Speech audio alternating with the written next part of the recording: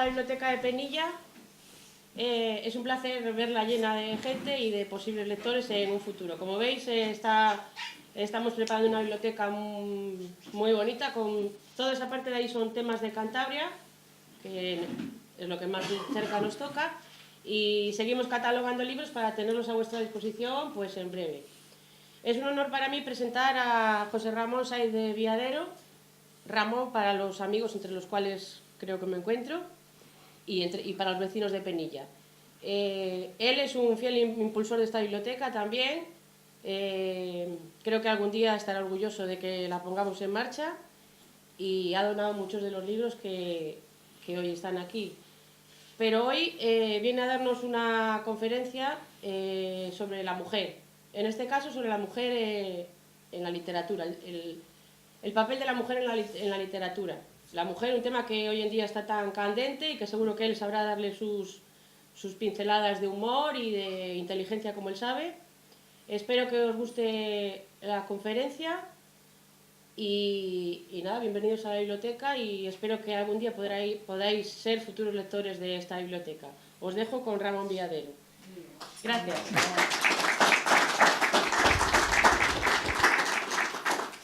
Bueno, pues muy buenas tardes a todos, y ahora sí se puede decir a todas, porque fundamentalmente pues es un público femenino el que se encuentra en esta sala, como no podía ser de otra manera, sobre todo dada la temática de la charla.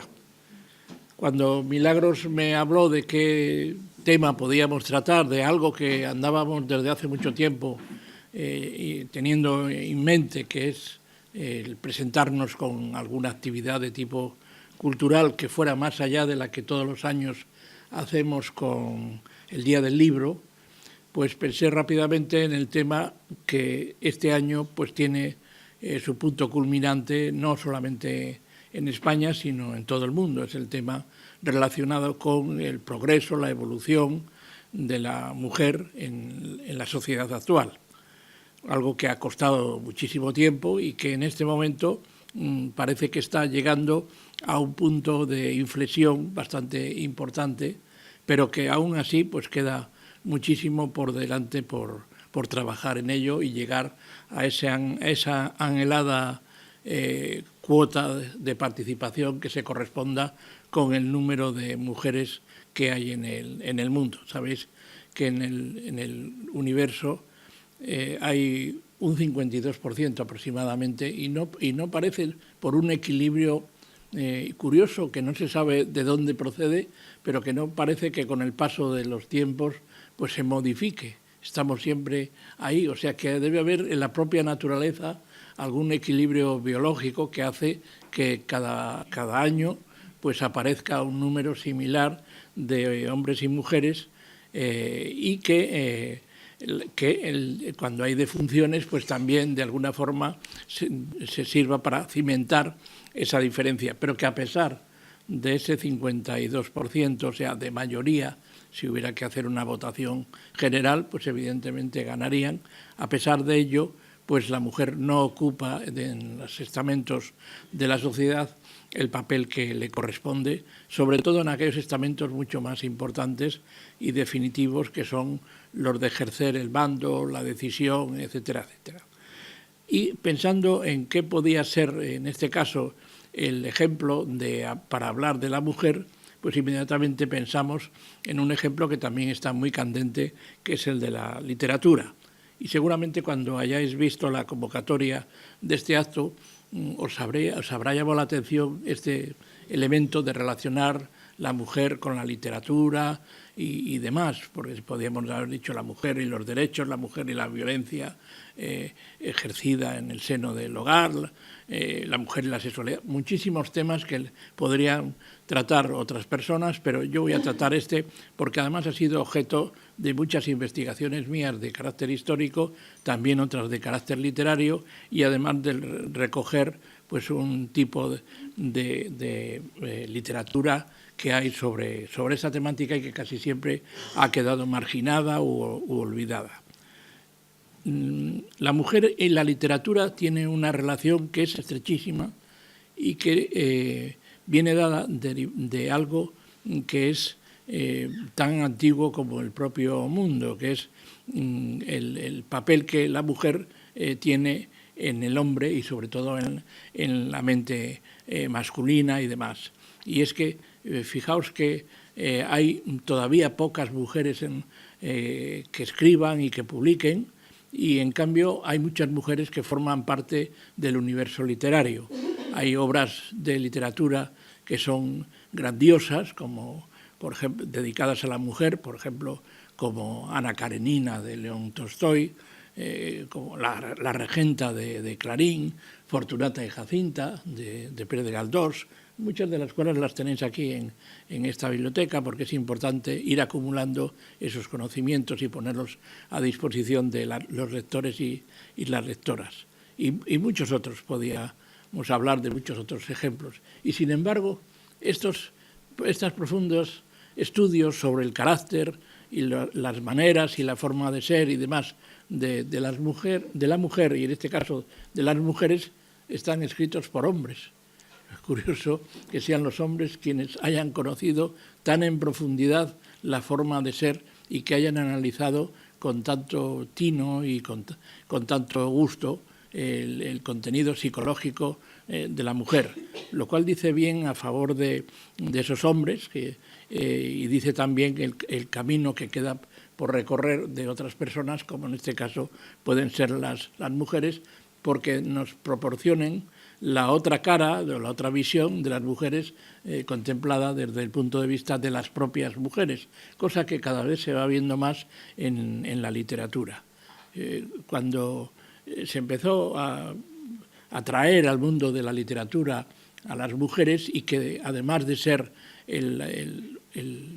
digamos la obsesión de los hombres y esa obsesión plasmada en obras literarias, que no solamente eran esas novelas, que además eran novelas de gran volumen, pero que también estaban continuamente en los poemas de amor, por ejemplo. Todos los poemas de amor de los hombres, pues lógicamente en su tiempo, hoy en día porque han aparecido otras figuras de ensoñación para algunos hombres y también para algunas mujeres, pero antes el destinatario de esos poemas de amor era la mujer, bien sea porque el amor le concedía o bien sea porque era la que producía un amor insatisfecho para el hombre. Los mejores poemas amorosos no solamente eran de amor, por haber colmado las ansias amorosas de los hombres, de quienes escribían esos poemas, sino también de desamor.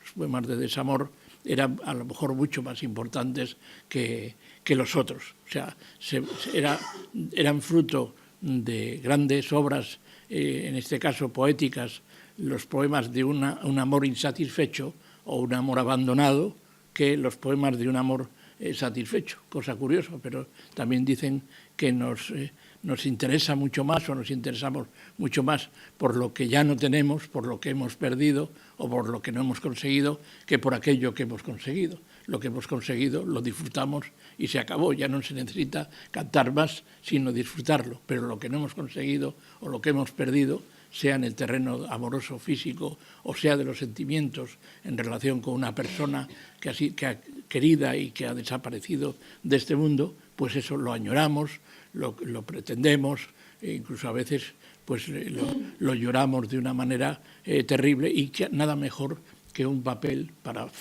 plasmar esos deseos, esas añoranzas, esos intereses, esas maneras de intentar compensar aquello que no nos puede ya corresponder.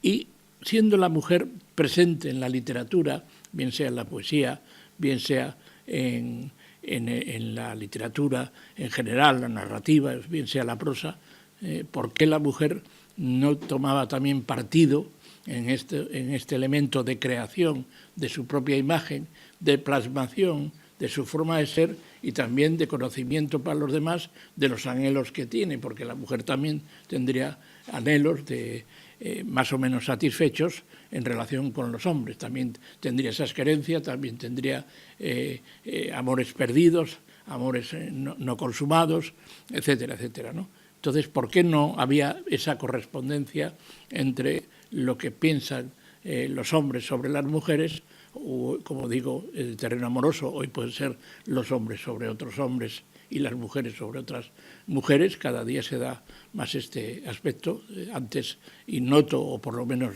no aceptado por la sociedad. ¿Y por qué no hay ese papel? No le juegan ya las mujeres cara al público, dar a conocer sus sentimientos. Decía Schopenhauer que si tienes un monstruo dentro, lo que tienes que hacer es escribirlo, porque así le das salida.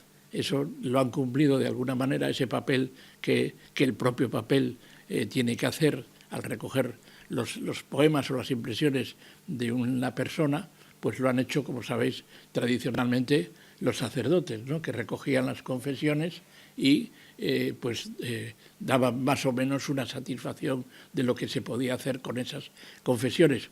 Claro, ahí había también una especie de trampa, ¿no?, porque al sacerdote se le confesaba o no se le confesaba todo, o la verdadera realidad, o lo que sea, al papel, sabiendo que le puedes romper después de haberlo rellenado, pues podías hacer en ese sentido cómplice con tus frustraciones o con tus maneras de pensar o con tus secretos más recónditos. Los judíos, como sabéis, tienen una solución para ello, y es rellenar en un papel estos deseos o estas añoranzas y dejarlo en el muro de las lamentaciones un día al año, y completamente anónimo, y ahí queda eso ya, y ya lo he largado, ya lo saben, ya lo conocen quienes tienen que conocerlo, pero que no tienen por qué pedir cuentas de lo mismo. Si analizamos por qué las mujeres no habían participado de esa posibilidad que había de recrear un universo que llevaban dentro y darle salida y plasmarle fuera en forma de poesías o en forma de libros, en forma de novelas, en forma de lo que queramos, pues estará claro que es porque su papel dentro del mundo de la creación no era importante. Ha sido en su tiempo pues lo mismo que ha pasado con la mujer en la política. ¿Por qué no ha participado la mujer en la política en el siglo XIX? ¿No había mujeres? ¿No había política?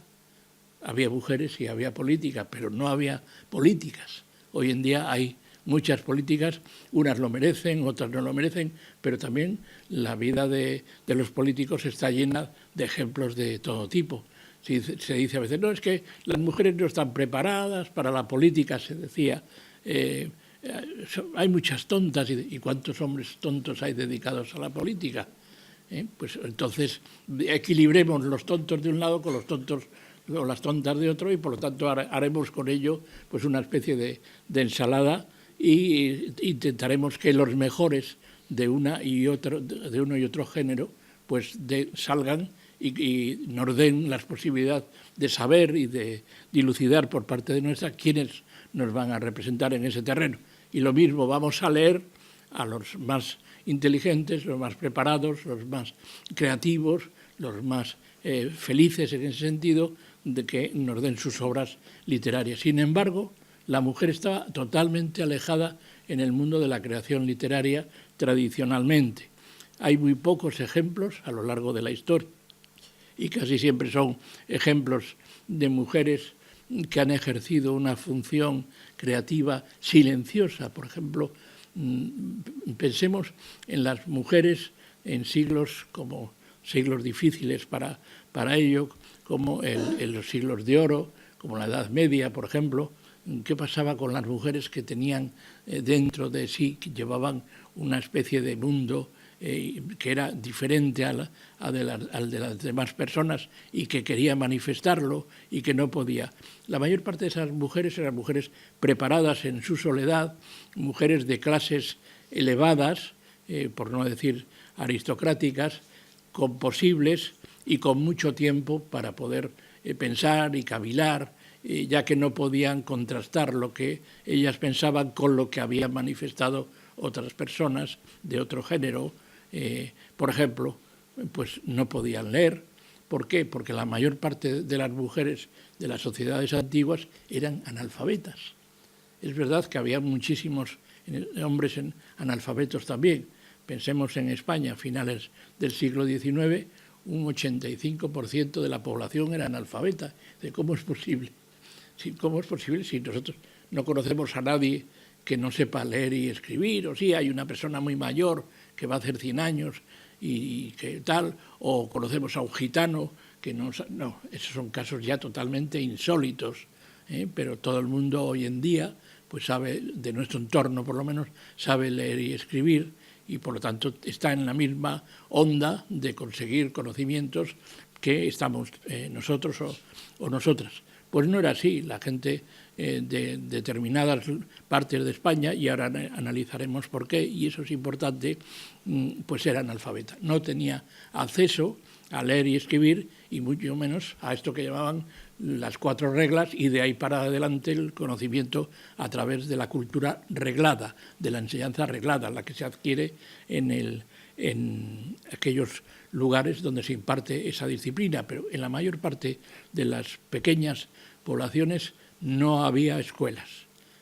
En cambio, tenemos algo que no valoramos nunca lo suficiente, y es la historia de nuestra región relacionada con el conocimiento, con la enseñanza, con la cultura, por lo tanto con el saber, y por lo tanto con la madurez de las personas. No hagamos tampoco una apología de aquellas cosas que, pensado así simplemente y extraída de su contexto, pues podía equivocarnos. Hay muchísima gente de otros tiempos, no muy lejanos, que no sabía leer y escribir, y en cambio tenía una sabiduría personal grande. Lo mismo que hay personas mayores que tienen muy poco mundo, que no han salido de su lugar, pero sin embargo tienen una manera de pensar y recapacitar y de expresar lo que piensan que nos dejan asombrados.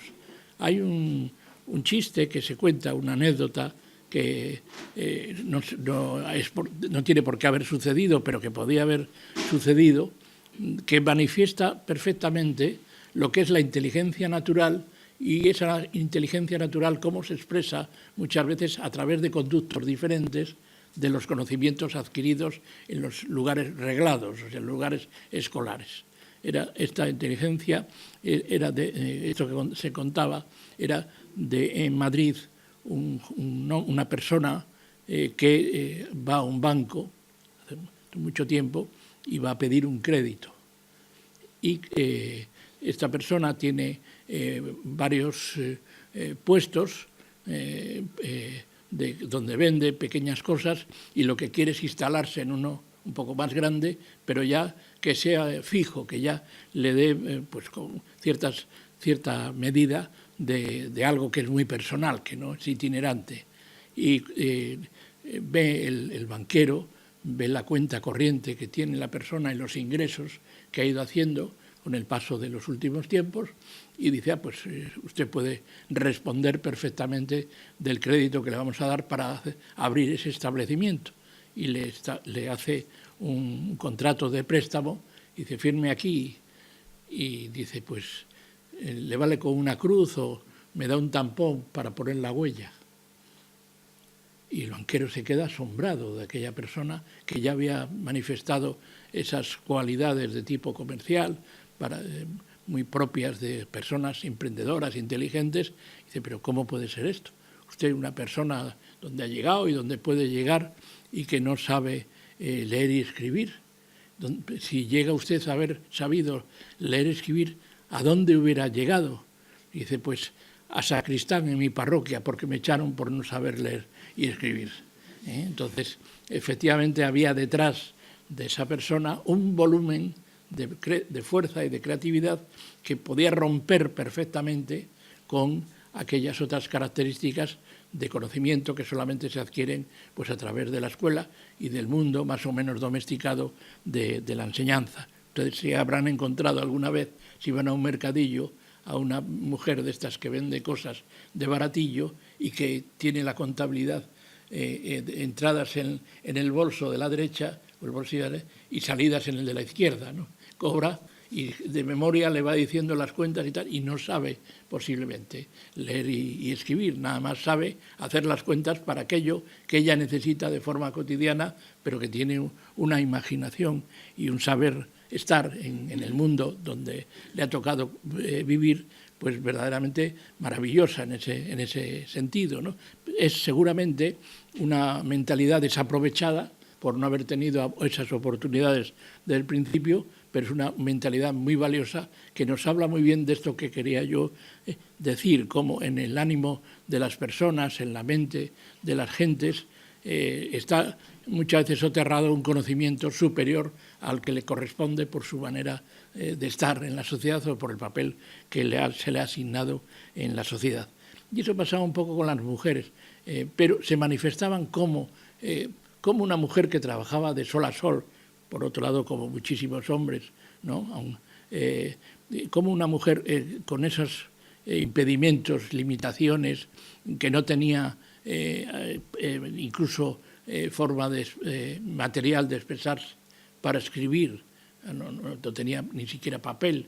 Bueno, todas recordaréis que hace no demasiado tiempo escribíamos en el primer papel que solo digo escribíamos, no quiero decir otra cosa más escatológica, en el primer papel que encontrábamos, el recibo de la luz, era el recibo donde se apuntaba cualquier anotación que había que hacer, se aprovechaba todo papel. Los prospectos farmacéuticos, pues se ponía allí el día que había que ir a ver al médico, lo que sea, porque no había papel en cantidad suficiente, era un lujo, de alguna manera, el tener papel.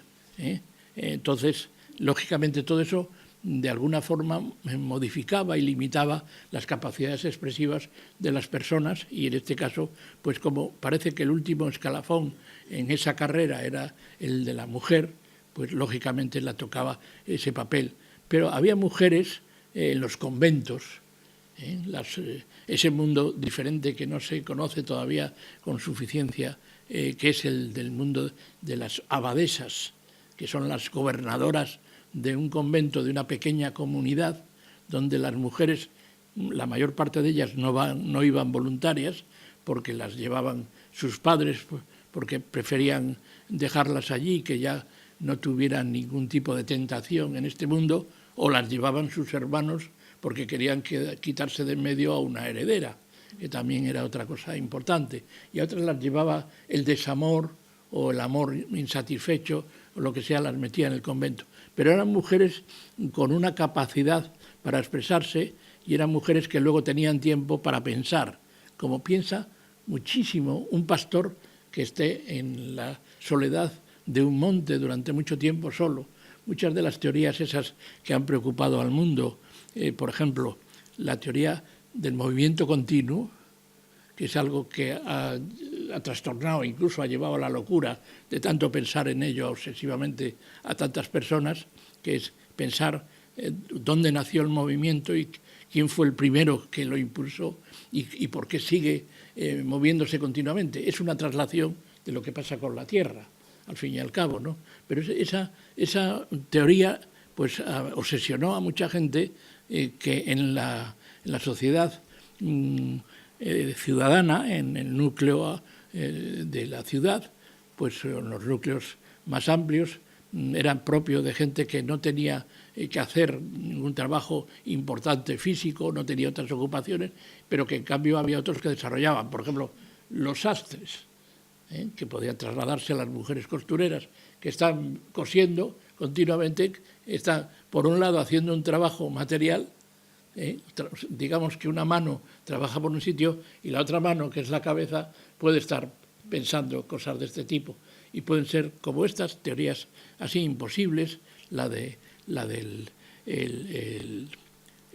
piedra filosofal, por ejemplo, que al fin y al cabo es también otra obsesión de cómo hacer de una piedra, hacer oro para hacerse rico, que luego se ha trasladado a otros estamentos. Todo eso hacía que la gente que estaba en soledad, o al menos que no tenía demasiado cerrada la cabeza, pues pudiera discurrir sobre ella, y luego quedaba un paso siguiente para desarrollarse y no convertirse en alguien obsesivo y loco, que era trasladarlo a un papel. Ahí tenemos las obsesiones, que al fin y al cabo eso son de Santa Teresa de Jesús, que es quizá la poetisa más antigua que podemos conocer y la más rica, ¿no? Sus amores, algunas veces incluso de carácter enfermizo, que van más allá del amor con algo inmediato y físico, desde la soledad de su cárcel o de su celda de monja, y que nos dan luego una riqueza de una poesía que debiera de pensarse que es de una mujer que ha leído muchísimo, En cambio, es una mujer simplemente que tenía un universo rico dentro de sí que lo expresaba de alguna manera y que no fue atendida en su momento, porque una mujer que sobresale del resto de las personas y sobre todo por encima de los hombres, enseguida es sospechosa, tenida por peligrosa. De ahí para atrás pensemos en las brujas y el papel que han tenido en nuestra sociedad rural, sobre todo, que era donde más proliferaban, y las brujas, o sea, las que tenían capacidad de sanación de los demás, que en otro caso debieran ser fruto de un homenaje, y en cambio eran fruto de la persecución, porque cuando sanaban cualquier enfermedad de un vecino o una vecina, pues se le daba una limosna, o se la hablaba en buenas maneras, pero cuando ocurría algo que no tenía de ninguna manera justificación, que no tenía razón de ser, un mal sobre una sociedad o sobre un grupo humano, pues se la perseguía, se la escarnecía y a veces pues se la lapidaba. Entonces, estas personas que tienen una capacidad de sugestión y de aportación de algo por encima de los demás son, por un lado, amadas, pero también pueden ser, llegar a ser temidas en cualquier momento. Y esos personajes tenían dentro de sí una riqueza enorme, una riqueza que, por ejemplo, muchas de estas mujeres brujas o hechiceras, sanadoras, en otros lugares se les llama, trasladaban de madres a hijas. Era una herencia, por un lado era de conocimientos, conocer los emplastos, hervir las hierbas, las plantas que podían ser curativas, todo lo que luego los químicos han aprovechado. Hay un caso todavía vigente a través de sus descendientes en Cantabria, que es la bruja de Beranga. Una persona que es capaz de crear un emplasto que sirve de pomada curativa de las quemaduras y que cuando todavía hoy ya no vive esta mujer, pero lo heredó una descendiente, cuando todavía hoy se produce una catástrofe personal de quemaduras, se les lleva a la unidad de quemados en Baracaldo y allí le dicen, mire, dese esta pomada que ha hecho esta mujer, que es lo que le sirve para curar. Sin embargo, esta mujer pasó completamente desapercibida y quizá en otro tiempo sus conocimientos, que no quedaron nunca escritos, que eran verbales, que se trasladaban porque seguramente no conocían ni el mundo de la escritura ni otra manera de comunicación que no fuera el darle la misma crema que ella misma había producido y que hoy en día venden las farmacias tras una patente que no es la patente real, sino es una patente de algo que a partir del estudio de esa crema pues se puede sacar que puede haber sido esa patente, más o menos, pero si sirve, pues da igual que sea la de ella que la de otra persona. Pero hoy en día esa persona hubiera sido utilizada por un laboratorio y hubiera sido supermillonaria, dado los valores que adquieren los productos farmacéuticos al salir de los laboratorios. Por lo tanto, esas personas tienen esos conocimientos y lo único que necesitan es trasladarlo a los demás, comunicárselo a los demás y darlo al común. Y qué mejor manera que hacerlo a través de un libro donde se manifieste pues sus experiencias, sus conocimientos, y si es un libro de una persona que no tiene unos grandes conocimientos de tipo literario, pues simplemente encontrar a alguien que se lo traslade o que se lo corrija, porque la manera de escribir también tiene unas reglas para que llegue de la mejor manera a los lectores. Sin embargo, esas mujeres nunca llegaron a topar con alguien que pudiera servir de canal de comunicación con los demás. Esas mujeres se quedaron en el anonimato, muchas se han perdido, como se han perdido las recetas de cocina de las abuelas, que no han sabido trasladarlo. Aquí están nuestros compañeros de la Vega de Pas, que saben que hay muchas recetas, entre otras cosas se habló siempre del sobao, las recetas de cómo se producía algo que podía ser de interés para el resto de las personas y sin embargo no lo manifestaban, no lo querían dar a conocer porque a veces eran como un auténtico secreto y sin embargo era, como digo, pues un mundo importante que esas personas iban trasladando de madres a hijas.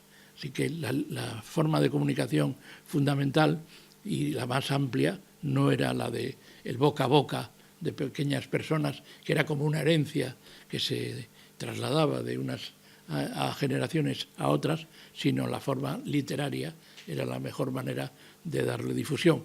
Pero ¿en manos de quién estaba la forma literaria, la forma escrita? Pues en manos de los que inventaron la imprenta, a partir de Gutenberg, y que esas manos siempre serán masculinas. Primero fueron fundamentalmente los sacerdotes, que también es otro grupo, pero que pertenecen al mundo femenino, donde tenían todo el conocimiento de las abadías y de los monasterios y conservaban todo aquello que venía de atrás para acá, y después ya se trasladaron a mayores grupos humanos, pero siempre hombres. Y las mujeres al mundo de hombres es muy difícil que tengan acceso. Decía algún personaje de Pérez Galdós y de Pereda, Pereda y Galdós tenían dos posiciones diferentes con respecto al mundo de la mujer. Una era la posición tradicional, muy conservadora y patriarcal, que se diría hoy por parte del universo femenino, y otro era la posición feminista y avanzada, ¿no?, de incorporación de la mujer a la sociedad y disfrute de todos los valores que ella tiene. Y decía Pereda, un personaje de Pereda, que aquella mujer que sabe mucho más que un hombre no se va a casar jamás. Y él decía, ¿y por qué? ¿Por qué una mujer que sabe no se va a casar? Porque ¿quién es el hombre que aguanta a una mujer que sabe más que él? Era el conocimiento de Pereda, que siendo una tradición que entregaba a la sociedad y que venía de atrás, pero no dejaba de ser una realidad grande en este sentido.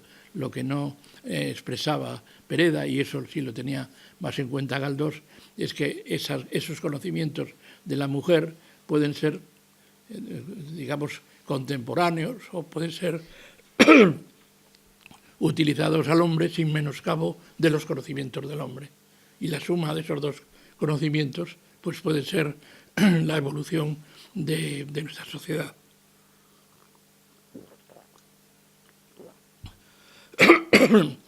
Así que la mujer tardó muchísimo tiempo en poder llamar a la puerta de la literatura y que la puerta se le abriera, porque era una puerta que estaba guardada por el hombre. Pasaba lo mismo en la política y en otros aspectos. La judicatura, por ejemplo, hasta los años 60 no pudieron ser las primeras juezas recibidas por la justicia, porque no se podía ser por parte de una mujer jueza, no podía tener esta profesión, y sin embargo hoy está nuestra compañera aquí, que abogada, y que podrá decir que la mayor parte del número de juezas y jueces son juezas, pero que es algo inapelable, que va subiendo de manera tal. Lo único que ocurre es que los jueces de las altas instancias siguen siendo hombres, o sea, los que mandan arriba siguen siendo hombres. Y en la literatura ha empezado a pasar algo parecido, y es que las mujeres, cuando consiguen abrir esa puerta, la abren de una en una y demostrando que tienen unos conocimientos grandes y que esos conocimientos se pueden difundir, y que incluso la industria que se encarga de difundir esos conocimientos pues las va a llamar para que sigan entregando esos conocimientos. Pero de una mujer sola, y de otras sí lo demuestra, pero hay que demostrarlo. Sin embargo, un hombre no tenía por qué demostrar que tenía esos conocimientos. Simplemente bastaba con mostrar un manuscrito, que el editor, en este caso, lo leyera y adelante. Una mujer tenía que demostrar algo más, que tenía ese manuscrito y que ese manuscrito podía tener algún sentido. Es verdad que había una razón última de tipo mercantil, y es que el manuscrito del hombre iba a ser leído en su momento, cuando se convirtiera en libro, por muchísimos hombres que sabían leer y escribir. El manuscrito de la mujer se pensaba que solamente se iba a leer por una mujer, y que las que sabían leer y escribir eran mucho menos que los hombres. En ese caso los porcentajes eran terribles. Hemos hablado ya de Cantabria, que hemos tenido mucha suerte de que mientras en otros lugares el porcentaje de analfabetos podía llegar a ser el 60 o el 70%, por ejemplo, pensemos, Galicia, Canarias, Extremadura, Andalucía, y grandes partes de las Castillas eran lugares que estaban cubiertos de analfabetos, pero no analfabetos sin más, sino analfabetos cuyo futuro era el ser analfabetos, porque no había los medios suficientes para poder erradicar esto, aunque se quisieran. El maestro era una profesión que además normalmente estaba menospreciada. Pasa más hambre que un maestro de escuela. ¿Recuerdan eso? Pero hombre, una persona que se encarga de enriquecer la vida de otros niños, de los futuros dirigentes de un país, lógicamente tiene que estar muy bien tratada, ¿no? Porque es la que nos proporciona algo que lo demás no tenemos y que es algo que debemos de tener cierta codicia por mantenerlo. Pues no era así, el desprecio era total. Y cuando empezaron ya los primeros maestros a romper un poco la hegemonía que tenía el mundo del clero alrededor de la enseñanza, porque durante mucho tiempo la enseñanza estuvo en manos casi exclusivas del clero, pues se encontraba con este problema, ¿no?, de que llegaba un maestro con su buena voluntad a un pueblo pequeño, más o menos grande, a lo que se llamaba entonces desasnar mentalidades, enseñar a leer y escribir, desasnar, ¿no?, quitar la parte de asno que tenían los zapencos que llamaban, y se encontraba con que se moría de hambre, porque en muchos sitios, como mucho, le podían pagar pues con propios productos de la tierra o de los animales, etcétera, y ya era mucho. Recuerdan ustedes la costumbre, que yo no sé aquí si se habrá mantenido hasta hace poco tiempo, pero el día del santo de la maestra, ¿con qué se la obsequiaba? Con una manzana, era en todos los sitios, que era sinónimo de la necesidad que había de comer, ¿no? Lo mejor hubiera sido un pollo, pero seguramente no podía esa gente manifestar su afecto mediante esa entrega. Así que era muy difícil que las mujeres pudieran llegar a manifestar eso que llevaban dentro, primero porque sus conocimientos con la lectura eran pequeños, en segundo lugar, pues porque la industria que se encargaba de esa difusión de esos escritos, pues estaba en manos de hombres que eran el destino final de ello. Fíjense, hablamos de Cantabria, que había invertido a finales del 19, había invertido las cifras con el resto de España. O sea, mientras en toda España había como un 65% de analfabetos, en Cantabria había un 35% de analfabetos y eran de los pueblos más perdidos. Y aún así había una fortuna que no había en otros lugares, que es impagable, y es que la mayor parte de los pueblos de Cantabria tenían una escuela donde el nombre de su benefactor figuraba en el frontispicio, que era el indiano. Lo importante de nuestro adelanto con respecto a otros lugares de España es precisamente debido al indiano.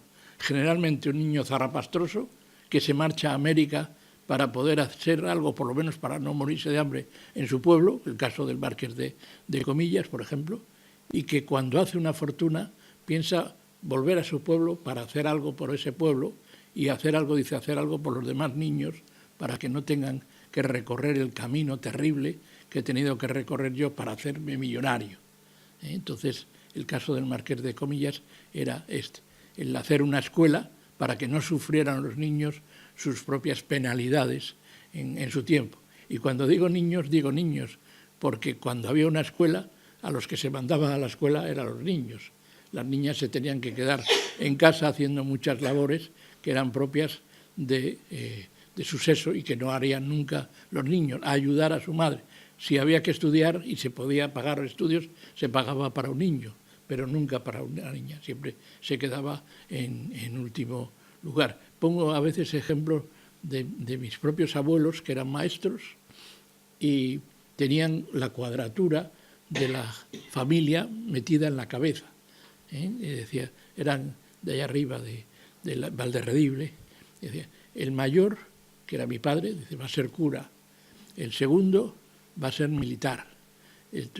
buscando siempre seguridades alimenticias y para que suplieran las dificultades que los propios maestros ellos tenían. Dice, el tercero va a ser funcionario, que fue el tercero fue don Jesús, el secretario de la Vega de Paz tantos años. Y en ese acertaron también. Y la cuarta, la pequeña, esa se quedará soltera para cuidarnos a nosotros. Ya estaba el destino escrito. Entonces, ante eso, ¿quién iba a manifestar en contra de ello? Tenía que ser una persona completa que rompía todas las reglas. Y esas personas no las querían nunca en la sociedad. Las personas que tienen carácter propio y esos elementos genealoides de romper con lo que ha sido. Pero si esto ha sido siempre así, hija mía. Ahora ponen en antena la Catedral del Mar. No sé si habéis visto esa serie que habla un poco de esa historia de los impedimentos de los seres humanos contra sus entornos y lo que han sufrido, y entre ellos las mujeres por romper el entorno de lo que les ha sido legado. Uno nacía con el futuro ya escrito en la cabeza, ya no había vuelta de hoja, por más que sirviera o que no, tenía ya el destino totalmente trazado por los demás, según donde hubiera nacido. Pues en este caso es el mismo. Los hombres podían llegar a ciertos lugares ya en el siglo XIX, donde había más autonomía de tipo social. Las mujeres no podían llegar porque les tenían adjudicado un papel que el hombre no podía cubrir, no podía cumplir, que era el papel del mundo del hogar. Fijaos que si vamos hacia atrás, todavía nos encontramos en el mundo de nuestros ancestros desaparecidos en su tiempo físicamente, los cántabros, que tenían una visión mucho más avanzada de lo que el papel que la mujer podía cumplir en la sociedad, y una visión, digamos, cimentada en algo tan palpable como la realidad de cada día, y era las herencias de los cántabros era por vía materna, al revés que las herencias de los tiempos pasados, que siempre eran, en algunos lugares, era el mayorazgo que se llamaba en Cataluña, era, y no sé si sigue todavía, por lo menos la preferencia, el hereu. El mayor acumulaba toda la herencia con el único compromiso de ayudar a los demás. ¿Y qué pasaba? Que el mayor era el señor del lugar, con toda la fortuna, y los demás hermanos eran los criados, los de su entorno, los que comían gracias a lo que había heredado el mayor. En los cántabros la herencia se transmitía por vía femenina. ¿Por qué razón? Pues por una muy sencilla. El hombre tenía los días muy contados, más que la mujer. ¿Por qué? Porque tenía que salir a luchar en la naturaleza contra las fieras salvajes o contra otros fieras salvajes como él, y las posibilidades de volver con vida, por lo tanto, de detentar ese pequeño poder que era una choza o lo que fuera, eran mínimas. Así que la sociedad de aquel tiempo era sabia, porque sabía que las mujeres son las que iban a quedarse siempre en el lugar, pasara lo que les pasara a los hombres, y que era la que iba a poder sobrevivir y quedar ayuda y continuar al frente de ese pequeño imperio que era el mundo del hogar. Sin embargo, en nuestra sociedad pues se modificó ese papel, porque se pacificó de alguna manera las relaciones entre los hombres, porque la lucha para sobrevivir no era tan dura, y para aquellos que la lucha era dura y que sucumbían, no tenían nada que legar a sus mujeres, por lo tanto, nada más que deudas, por lo tanto, tampoco era importante transmitir la propiedad por vía que no fuera femenina. Decía yo antes que en Cantabria teníamos que elevar un culto a las personas como los indianos, que vieron que la evolución de nuestra sociedad se fijaba a través del conocimiento, que el conocimiento era verdaderamente saber, y por lo tanto el saber no solamente aquello que decía el saber no ocupa lugar, sino que el saber era fuerza, era riqueza, era potencia, el tener las posibilidades del conocimiento y manifestarla era tener un puesto más importante en la sociedad, que el caso y volviendo a ello, del Marqués de Comillas, era un caso que se manifestaba en algo muy claro. La villa de Comillas, llena de, digamos, indigentes, porque los marineros así lo eran, estaban sujetos también a las inclemencias del mar y a lo que pudiera dar de sí los frutos del mar, que eran arrancárselo, era muchas veces perder la vida.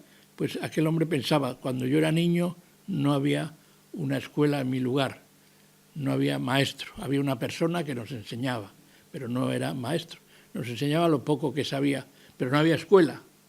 Entonces, ¿dónde teníamos que ejercer ese aprendizaje? Pues afortunadamente Comillas tenía unas playas enormes y entonces les llevaba a la playa y con un palo y en la arena húmeda servía de pizarra, porque no hubieran podido nunca, aunque hubieran tenido escuela, pues pagarse ni un pizarrín, ni una pizarra, ni nada, ni un encerado.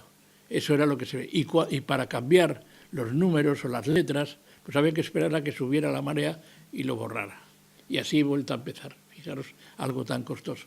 Por eso el marqués pensaba en ese momento, ya siendo muy mayor, y con todas las tropelías que había hecho en otros lugares, con el mercado de esclavos y demás, pensaba cómo dejar un buen nombre en la sociedad en la que él nació y cómo hacer que esas personas no tuvieran que recorrer el duro camino que llevó desde ir andando de Santander a Cádiz y de Cádiz coger un barco y empezar a enfrentarse con la dura vida al otro lado del océano, que era casi como al otro lado de un mundo completamente desconocido. Y dejó el dinero, en principio iba destinado para que hicieran una gran escuela en su pueblo y luego el confesor lo acabó destinando a hacer un seminario, que al fin y al cabo también era hacer maestros, porque entonces el magisterio, como decía, se ejercía a través del mundo religioso, que enseñaran a leer y a escribir a los niños de esa sociedad tan desamparada. Pero siempre digo lo mismo, a los niños, no a las niñas, no tenían cabida las niñas en esos lugares. Entonces se creaba una sociedad que iba avanzando, por un lado, desde el punto de vista de conocimiento, los hombres avanzaban mucho y las mujeres se quedaban estancadas. Tenían que ejercer otras artes, que a veces eran unas artes muy peligrosas y que acababan en un mal sitio. Las muchachas, que si en casa había unas cuantas, pues tenían que ponerse a servir en algún sitio y acababan pues siendo el objeto de un señorito o del hijo de un señorito y tener unos hijos fuera del territorio de la normalidad y tener que abandonar el lugar y, en fin, ser una mujer de vida fácil, que es precisamente la mayor incongruencia de la vida, porque era una vida nada fácil y en cambio las llamaban mujeres de vida fácil. No había otros caminos, se estaba creando ya el sendero de la desigualdad entre hombres y mujeres, una desigualdad enorme, porque convertía a las mujeres no solamente en fruto de la obsesión de los hombres, en fruto de la persecución de los hombres, sino también pues en fruto de su propia ignorancia y de su propio desconocimiento. Era una potencia que no se desarrollaba nada más que para una cosa que los hombres no podían hacer y una cosa que aparentemente era un fenómeno natural de la naturaleza, que era la gestación. O sea, algo que era fundamental en el mundo de la continuidad de la vida y de la historia y del género humano, que era el dar a luz a un hijo o una hija, pues estaba relegado a un puesto que era totalmente secundario cuando tenía que haber sido central. Y ahí nos lleva también a la comparación con el maestro. El maestro, que jugaba un papel tan importante en la sociedad de generar conocimiento, era relegado en el trato que se le daba. La mujer, que era el producto de la continuidad de la especie, pues también era relegada a un puesto totalmente secundario, puesto que parecía que era obligatorio que cumpliera ese papel y si no lo cumplía incluso estaba mal vista. La mujer estéril, una mujer que estaba totalmente mal vista, perseguida y refutada por la propia sociedad. las primeras mujeres que en Cantabria empiezan a ejercer esa función de escribir y de dar a conocer la escritura son mujeres que han vivido, primero nacido y luego vivido en un hogar de hombres que han tenido una cierta proclividad hacia establecer por vía femenina esos conocimientos. Estoy recordando ahora, había una que era María, la más famosa, María Zayas y Sotomayor, que escribió hace muchísimos siglos, escribió algunas de las primeras obras de carácter entre amoroso y costumbrista. Pero la que a nosotros nos debe llamar más la atención, porque está más próxima a nosotros, es una que es de orígenes lebaniegos, que era Concepción Arenal.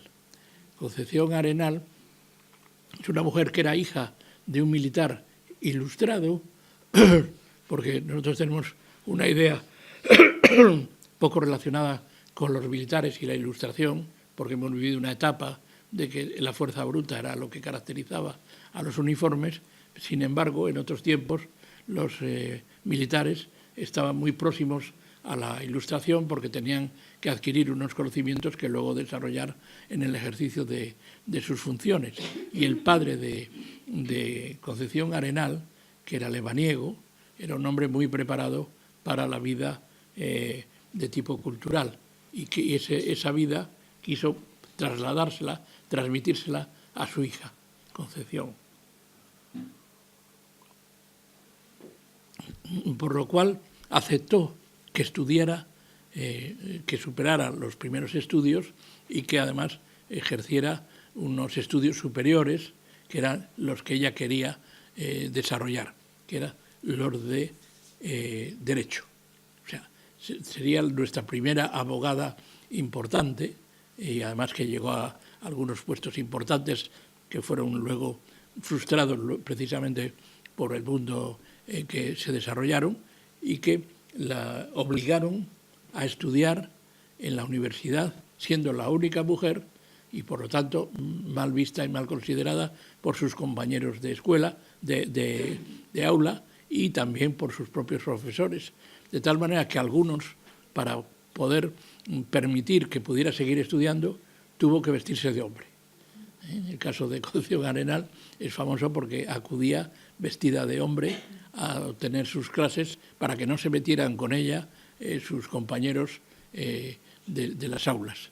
Y esta mujer luego entregaría los mejores tratados de justicia progresiva, entregaría a la... Dios. Entregaría a la cultura y al final sería la abogada de los pobres, porque pensó siempre la desigualdad que se ejercía entre las clases sociales a la hora de obtener justicia. El pobre no se puede pagar un buen abogado, el rico puede tener todos los abogados que quiera y tardar todo el tiempo que sea en que su proceso se dilucide. Entonces, bueno, algo que ocurre ahora también en la sociedad, pero a veces disfrazada con otros elementos, ¿no? Entonces, ella lo que quería era que los pobres tuvieran las mismas posibilidades que los ricos a la hora de defenderse y que solamente habiendo abogados y abogadas que decidieran dedicarse a la ayuda a la clase más menesterosa, pues, y luego acuñó aquella frase de... a ver si me acuerdo ahora cómo era, pero que estaba quería ponerlo en la entrada de las cárceles, ¿no? Que era, vamos a ver si lo digo exactamente, aborrece el delito, pero compadece al delincuente. Eso era. O sea, el delito es una cosa mala, pero el delincuente, una vez que ha caído en el mundo de las cárceles, que era donde se ponía esto, pues es una persona digna de compasión y, por lo tanto, de lo que la ley todavía dice hoy, la posibilidad de reinserción del que ha cometido un delito. Era una mujer en ese sentido muy avanzada, pero una mujer que le pasó con la literatura, y ahí vamos también, que lo mismo que habíamos hablado de otras mujeres, y era que le costaba entregar a la imprenta aquello que producía.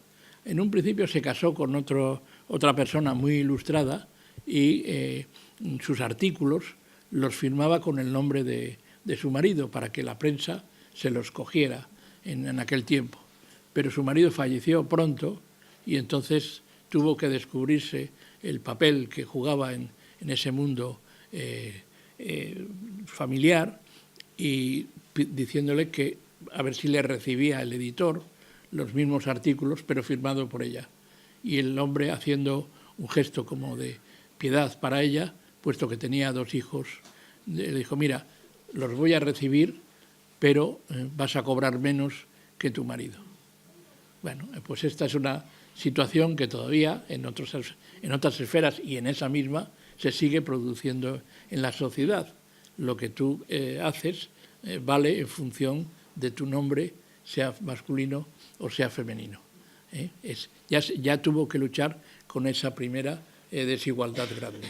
La otra mujer que viene después, y veréis que con esta dilación que vamos observando en esta charla, seguramente daría lugar a seguir otras charlas para conocer otros mundos, porque detrás de cada una de estas personas que luego ha escrito, ha publicado algún libro, hay toda una tragedia en su propia vida que nos puede servir para conocer más cómo ha sido la sociedad y qué raíces tan profundas se siguen ejerciendo en la sociedad de hoy en día. La otra mujer y el otro ejemplo, cántabro, estamos hablando de mujeres que en nuestro entorno y en un entorno muy favorable en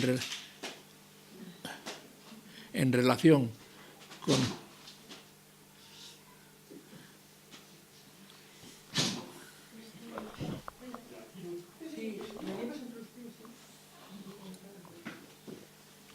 un entorno, como decía, muy favorable.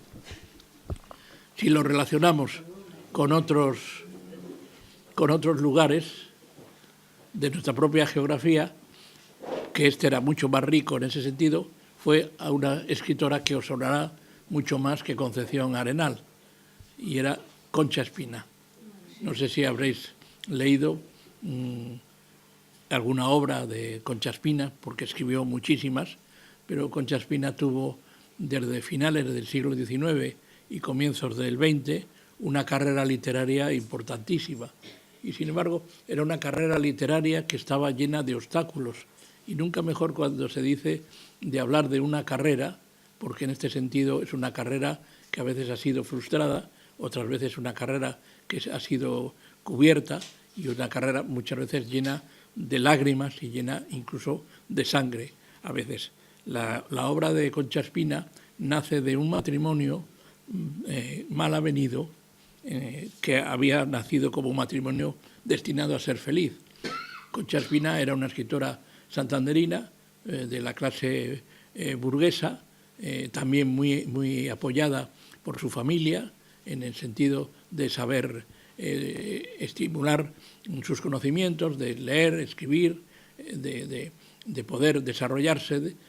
Su madre también influyó mucho en la cultura de ella, y que en un momento determinado esa familia pues se arruina por una mala operación económica que hace en unas propiedades que tenía, y la única salida que le queda a esta mujer pues es la salida del matrimonio, un matrimonio que sea de alguna manera ventajoso y que sirva para solventar por las necesidades que va a tener toda su vida.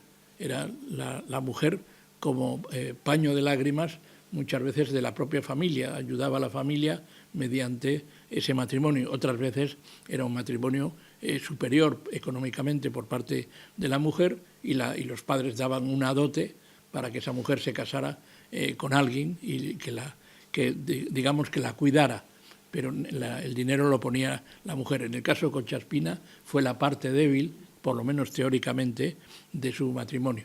Se casó con un hijo de una buena familia de Cabezón de la Sal, y un hijo que tenía una trayectoria por parte de sus parientes bastante desahogada, y que tenía pues unos negocios familiares en Chile. Luego veremos que esos negocios coincidieron con la etapa en que España perdió ya la relación con las posesiones americanas, cosa que pasó en gran parte de la sociedad española y sobre todo en Cantabria, y que cuando llegaron para cobrar la herencia de Chile, pues no había ni herencia ni había nada. No había más que la necesidad de solventar las propias necesidades que cada día tenía un hogar por parte de ese nuevo matrimonio. Un matrimonio que además, siendo con alguien de la buena sociedad, pues estaba sustentado en que era un hombre que no tenía ni un oficio ni un beneficio. Lo único que tenía era la idea de que cobraría en su momento su herencia y que podrían vivir tan ricamente ese matrimonio de la misma.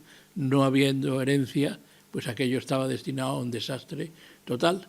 Y ya estando en Chile, Concha Espina empieza a escribir cosas y a enviarlas a periódicos y a ganar algún pequeño dinero que la pudiera ayudar a sufragar los gastos del hogar que no podía su marido sufragar porque no tenía ningún oficio ni beneficio. Pero de todas maneras, piensen que también esos hijos de la hidalguía y de la riqueza pensaban que trabajar era una cosa que no estaba hecha para ellos.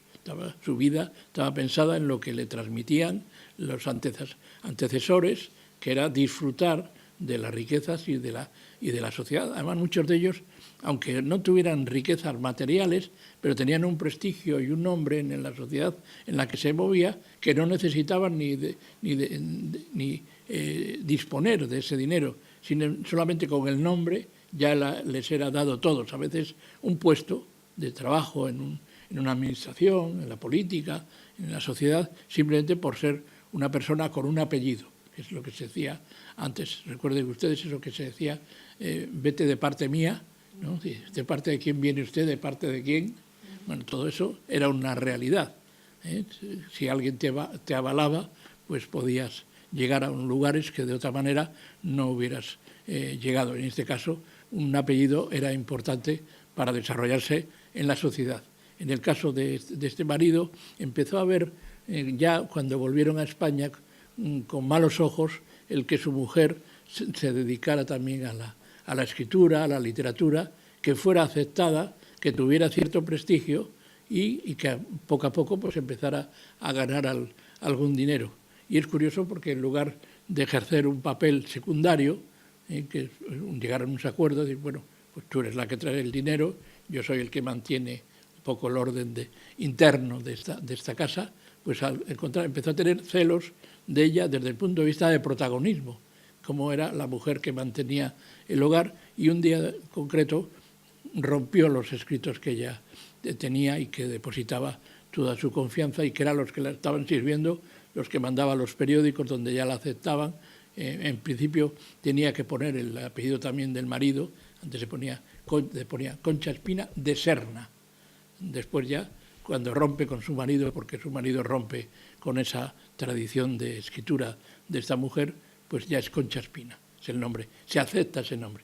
Ya no hace falta que diga que es de Serna. Y empieza a escribir y se traslada a Madrid porque el universo de Cantabria es muy pequeño. Y poco a poco se convierte en la mujer con más obra, más leída de toda España, e incluso en lengua castellana. Les dan una serie de premios, se traducen sus obras a los más variados idiomas, algunos verdaderamente desconocidos, y es una mujer aceptada en todos los lugares.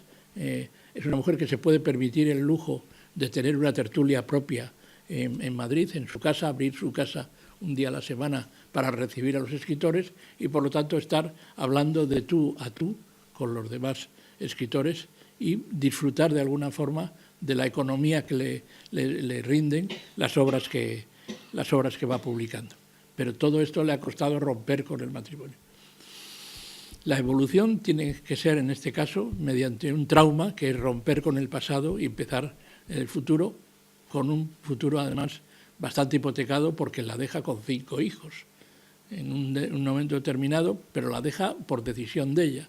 Habla con su familia y llegan a un acuerdo de que no puede seguir así y decide ponerle las maletas en la puerta a este marido que no servía ya para el fin que tenía que servir el matrimonio pactado anteriormente. Le mandan a América y ya no le vuelve a ver durante muchísimos años. Es más, es posible que no le vuelva a ver físicamente jamás. Él se marcha en el año 1909 y vuelve a España en el año 1935 o así.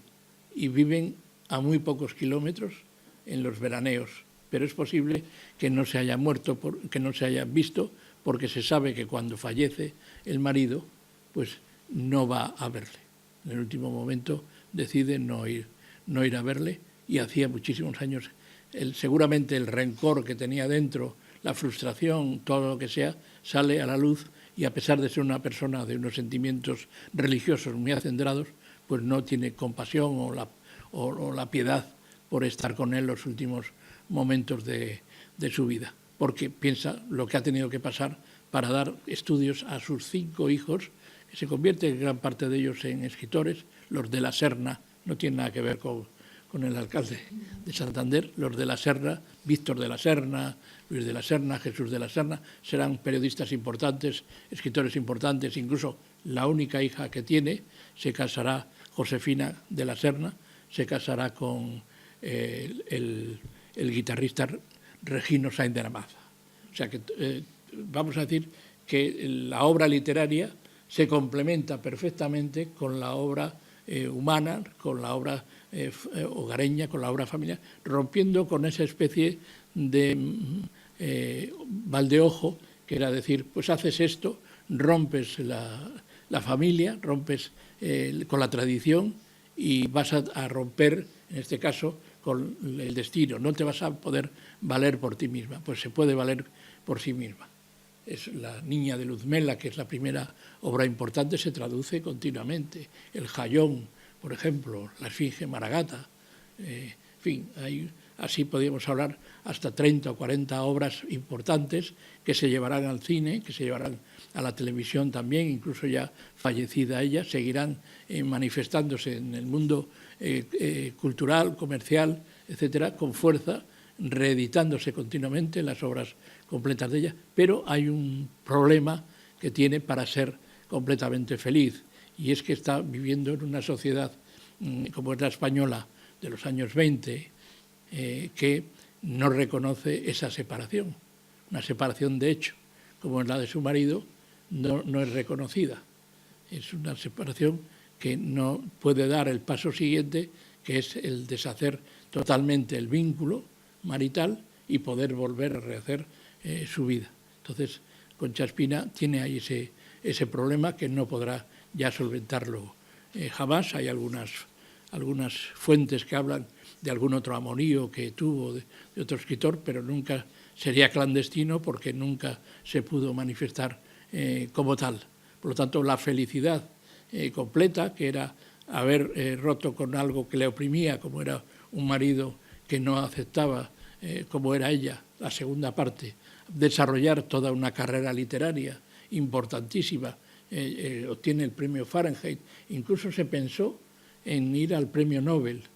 Sin embargo, hubo un problema, el Ayuntamiento de Santander la patrocinó para ser pretendiente al premio Nobel de Literatura, pero la Academia de la Lengua, y ahí entramos en otra de las cosas machistas, no quiso aceptarla. No había ninguna mujer en la Academia de la Lengua en ese momento.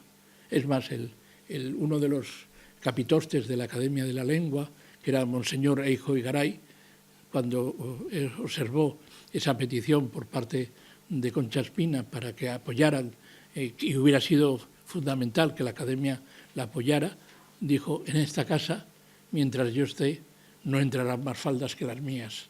Era cuando los curas llevaban faldas, por eso se permitió aquel ejemplo. Y ahí frustró unas posibilidades enormes para esta escritora, que tenía ya frustrada su vida sentimental por ese problema de tipo legal. No había divorcio. Por eso cuando la República trae el divorcio, pues Concha Espina es partidaria, a pesar de ser católica y para ser una mujer religiosa, se muestra partidaria del divorcio, porque sabe por experiencia propia que la única manera de solventar esa ruptura de tipo sentimental y legalizar otro tipo de relación, pues venía a través del divorcio.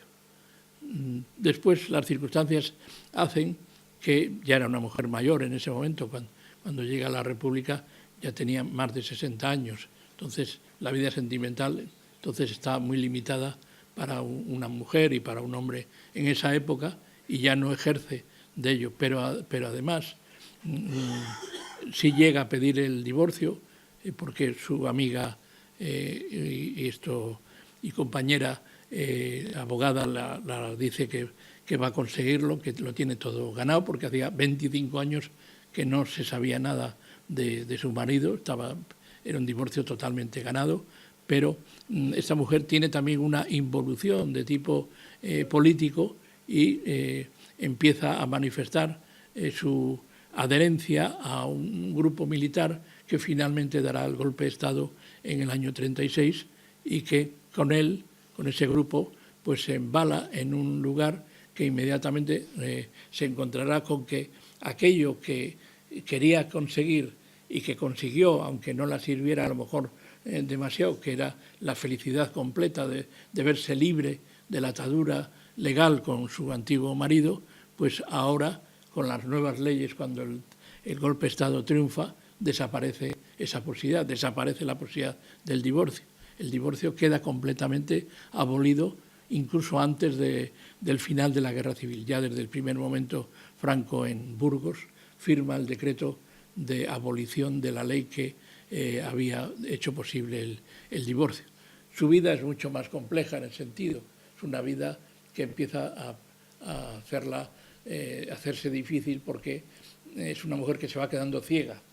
Es otro de los problemas de aquel tiempo. La gente que leía mucho, que necesitaba mucho de la lectura, forzaba mucho la vista, y entonces muchos de ellos llegaron a la ceguera. Por ejemplo, Benito Pérez Galdós, ella misma con Chaspina, que seguía escribiendo con unas reglas, unas plantillas que se había hecho, pues seguía escribiendo. Luego ya dictaba una secretaria. Benito Pérez Galdós, Jesús Cancio, estos escritores ciegos hubo muchísimos en ese tiempo que siguieron practicándolo. Pero ella se encontró con ese problema, y es curioso, ese problema le solventó la República, ese problema se lo volvió a crear Franco, pero ese problema la propia biología lo solventó también, porque en plena guerra su marido falleció. O sea que si hubiera esperado un poco más, el propio destino le hubiera solventado ese problema. Pero le hubiera creado otra cosa más, porque ella durante la guerra, de repente, pues al abolir Franco el decreto del divorcio, pues de repente deja a todos los divorciados fuera de la ley, porque se hablaba de que se volviera a recomponer el matrimonio. Es algo, la verdad es que las leyes de Franco tenían bastantes características de retrospectivas, ¿no? De lo que es el derecho retroactivo, o sea, cosas que habían ocurrido antes de que la ley se firmara y se pusiera en vigor, pues que tenían que cumplirse terriblemente. Y en este caso, pues tenían los sacerdotes y las monjas, eran los encargados de volver a unir aquello que la vida había desunido, que el decreto obligaba a unir, y que solamente ejerciendo pues ese ministerio piadoso, coercitivo en muchos casos, pues se podía arreglar. A ella se le solucionó. Pero ¿qué era Concha Espina a partir de ese momento? Se había convertido en divorciada, según la ley de la República, que todavía estaba vigente en Cantabria, porque todavía Cantabria seguía luchando en los frentes. Era una mujer casada pero separada, o era una mujer viuda de un rojo, porque es marido para Mayor Inri, había sido alcalde en el último momento de su vida, la única manera que se manifestó en los últimos meses de su vida, se manifestó en su pueblo y le hicieron alcalde, cuando no había tenido nunca una idea política concreta, ni había pensado nunca en trabajar en esa política, ni en ninguna.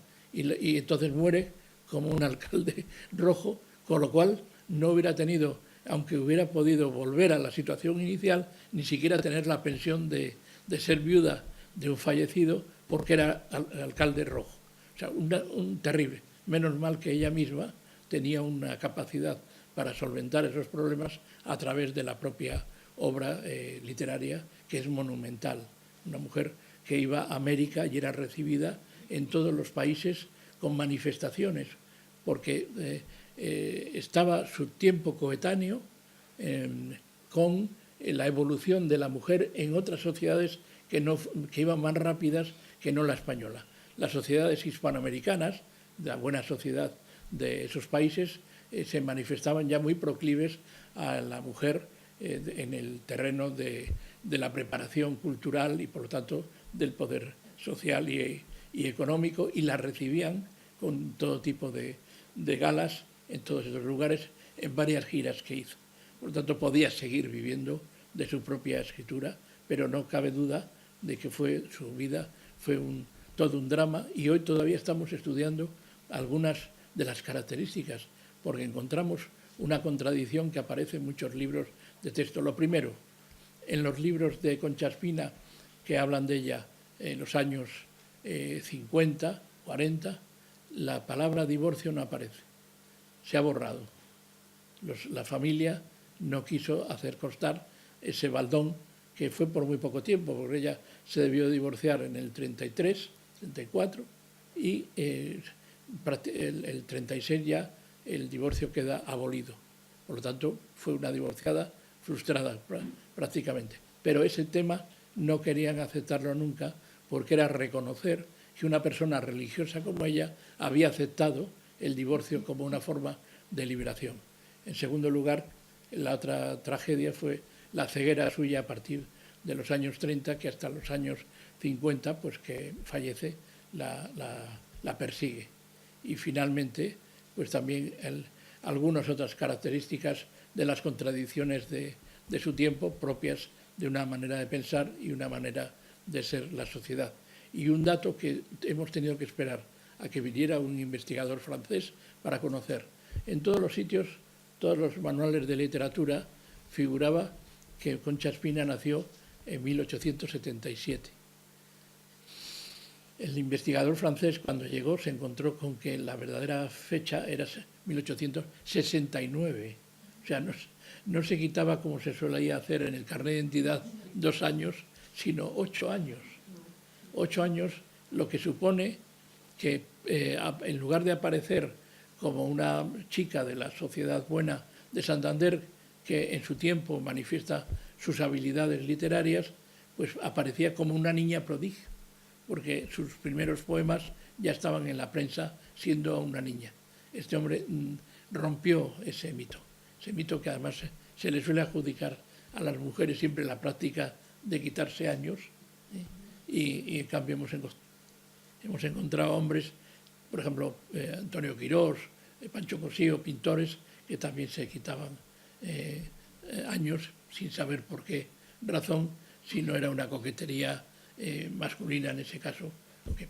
Bueno, total, hemos llegado hasta este final y no os voy a cansar más, pero sí os quiero decir que a lo mejor habíamos pensado que a lo mejor, si eso tiene interés, y como hay muchísimas más escritoras que tienen su propio mundo y que vienen más próximas a nosotros y que han vivido otro tipo de aventuras, pues si tiene interés, a lo mejor pues una vez al mes o una vez cada 15 días, pues podríamos ir desarrollando esa tarea y hacer también pues una pequeña composición, si alguna quería leer algún poema de ellas, para conocer de cerca el mundo literario, con lo cual convertíamos esto casi sin querer en un club de lectura, que es lo que hay en muchos otros sitios, y yo veo aquí muchas personas que leen con frecuencia, muchas personas que, por lo que yo sé, hay más mujeres que hombres en este pueblo que se dedican a la lectura y que van a encontrar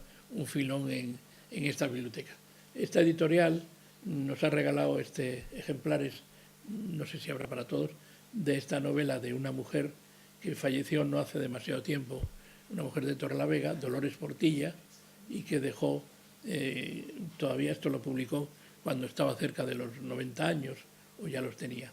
Una mujer que escribió toda su vida y de una manera además totalmente fuera de los canales oficiales, para simplemente por el gozo de escribir y de seguir comunicándose con los demás.